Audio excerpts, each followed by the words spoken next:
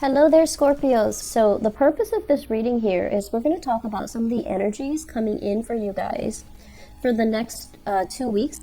And then we're going to talk about, some of the lessons that can be learned that we should bring with us into the new year to facilitate the transition and to also help us navigate. So first off, I have the spread laid out for you guys, and let me talk here about finances, okay? Let me talk here about where your financial situation stands and where your partner's financial situation, like share resources with another person. Are the financial aspects balanced out? Is there more leeway? Is there more give and take from one person? Is everything fair? Is everything squared away? And is everything the way that it should be? I'm feeling for some of you, there is some very, very strong financial imbalance in a relationship. And when you love somebody, you don't really nickel and dime them, right? And when you love them, you will step up when they need help. And you will also, you know how to kind of step down when they don't offer or when they don't ask for help. So I feel like you're a very, very considerate relationship partner. And it's really, really important for you to make sure and to really be honest with yourself as well. Is your partner on the same page as you? Are they contributing enough? Or are you contributing enough as well? So I feel like there is some massive financial imbalances in the relationship, and it needs to be rectified. It needs to be kind of sorted out. I'm feeling for you, you're dealing with a partner that might be extravagant. They want to go out all the time. They might have trouble sitting still, doing things at home, like entertaining guests at home. They have trouble. They might feel claustrophobic when they're just sitting in one place and not doing anything, and they like to be seen and heard. They have more of a flamboyant energy. They might want to go out, and they might want to go to places where things are happening. They might enjoy the nightlife. So I feel like the way that you entertain is a little bit more down to earth, and the way that they entertain is a little bit more other oriented. So they might expend a lot of money in the pursuit of this lifestyle, okay? And I feel like that's not really what you're after, and I feel like it's creating financial leakages or financial drainage in the relationship.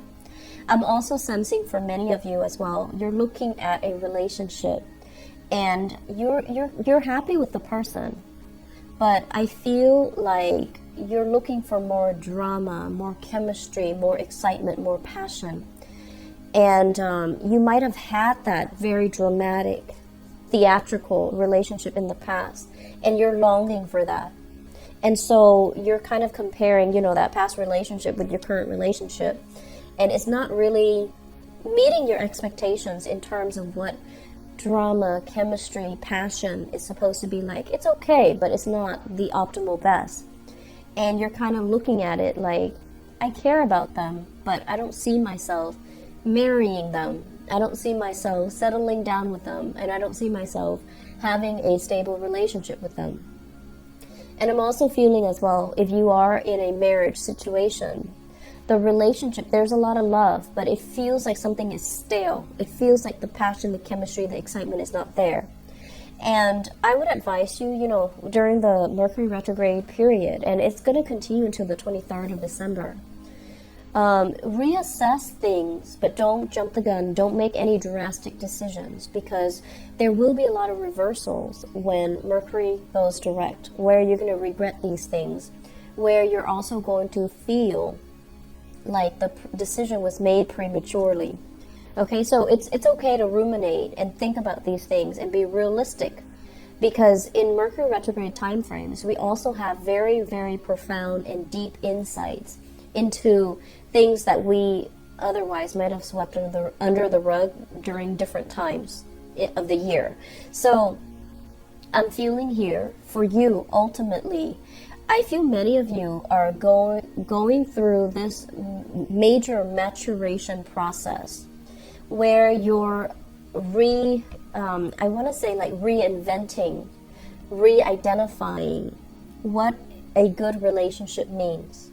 And I feel like for you, you can grow to love another person. if you respect their financial decision. If someone is very financially sensible, they might not be the most passionate, the most attractive, the most striking, gorgeous human being. But if they're very practical, if they're very, if they say they're going to do something and they follow through with it, if they're very pragmatic, if they're very sensible, you're okay with that. And I feel like some of you are just like, I want that sensible person more than I want that passionate, exciting person. So you're really redefining what you want in a partnership.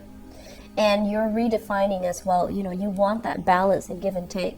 You don't want to be the one that kind of pushes the relationship along. You don't want to be the one that the burden of the responsibility of the relationship always falls on you. Like you're the person that has to move things, churn things, and get things moving and kind of support your partner. You don't want to do that anymore. And so you want somebody who's on the same page, and you're really thinking about, I'd rather have that really pragmatic, stable relationship. In the past, I might have wanted this type of people. Now I'm looking for a different type. And I want somebody to be on my same page, on my same vibration. And so I feel like you're coming into, the next 2 weeks really clear and vocal about what you will or will not accept. I also feel this element here about having, temptation, like being pulled into temptation from the past, okay? And I feel for many of you, a fire sign here. So this is a Sagittarius, Aries, Leo, someone who's very, very adventurous and someone who's really, really just attractive and exciting, and every moment with them makes you feel alive. But I feel like, it can feel very, very draining, tiring further down the line. I'm also feeling as well a Capricorn, Taurus, or Virgo. Capricorn, Taurus, Virgo, where I feel like with this Capricorn, Taurus, Virgo, there was a lot of incompatibilities, but I feel like the two of you, there's great chemistry. It just feels to me like you had a partner from your past that you were constantly trying to appease, trying to please, and then the other person just, never, just might have taken it for granted. It could be a fire sign or this earth sign, but I feel like the person just never, reciprocated. And so moving forward, I feel like you're looking for something more substantial. You're looking for more reciprocity. You're looking for more stability, okay? What I'm also feeling is, I'm just sensing, they say here, like a dysfunctional family. So there might have been as well, blended families from your parents. So your parents might have been divorced, and now there's like stepmothers, stepfathers in the picture. So there's a lot of just, I feel like an uncomfortable energy when it comes to parents. And then I'm also feeling, they say dysfunctional, so I feel like in your own family unit, you might have had children out of wedlock. You might have had to do co-parenting with another person. And so there's a lot of confusion here. I'm saying I'm hearing somebody say mom, and then 3 women turn around and they're not really sure who is calling them. And then I'm also hearing dad, and then 3 men turning around and not really sure. So it creates a lot of confusion because there are so many people with the same titles, as is the nature of a blended family, right? So I'm feeling like for the younger kids, the grandkids, or even the new people in the household, they're just kind of confused. Like, who are these people? How are they related? So I feel like there's a lot of family functions where things can get a little bit awkward, but also comical. So I feel like, laugh it off. It's not going anywhere. Family members, they're not going anywhere. Laugh it off and just have a good time. So I feel like there's a lot of potential here for healing. There's a lot of potential here for, just finding that sense of humanity in everybody. And there's also potential as well for you to really figure out, financially as well, how to sort things out, and square things away in partnership so that things are fair between you and your love partner, or between you and your business partner. So what lessons can we learn moving forward? Can we take away from 2017 to help us transition into 2019? I feel like for some of you who have been kind of holding on to a property, you kind of need to let that go, okay? I feel like it's time to relinquish property, to sell property, and I would recommend that you try to, take care of that in the 2018 time frame. If you've been thinking about it for some time, try to do that. I'm also feeling as well, there's a need for you to kind of get out there and socialize more and connect with more people. So I feel those opportunities are going to be coming in. I feel like the major lesson is for you not to sequester yourself, for you to realize when things are not working and to try to move on. A lot of the problems that fixed signs and Scorpio, Aquarius, Leo, Taurus have is their inability to let go. And I feel like for you guys, it's stamped all over your relationship sector. You care about somebody, you like somebody, but they're not the best optimal relationship partner for you. It's really important for you to let go, okay? It's important to let go, because I feel like if you find yourself financially drained or financially short all the time because of this relationship, it's because it's karmically telling you that, you're not meant to be with this person. And if it has been, an ongoing thing for years and years and years, and you're not doing anything about it, I feel like it's just a time for you to let it go. And then I also feel as well, there's a need here for, one person to take care of another person, and relationships need to be very two-sided, it's a two-way street. One person cannot give all and feel depleted and feel resentful. So I feel like you need to kind of balance things out a little bit in that department as well, okay? 2018 is going to be a very good finance and career year for many, many of you. And we have, you have a benefic planet, Jupiter, in your sign for the majority of 2018.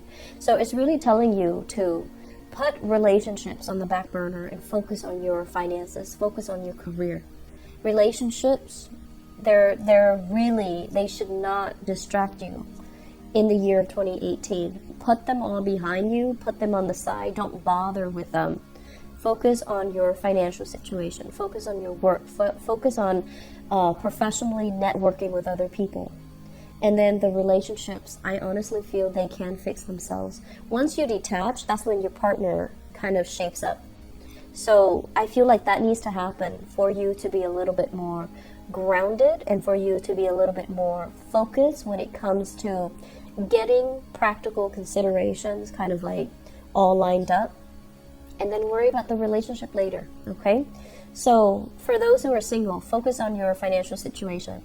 Relationship will come in when the time is right. So don't divert your energy, your attention. Don't let it consume your life, and where you have to put other things on the back burner, where you have to put work on the back burner, okay? So you have a really good year ahead of you. It's a very, very good finance year. And so make that your priority, okay? Scorpio, get back on your feet, start building up your foundation, start building up anew, and start building up as well your financial future, okay?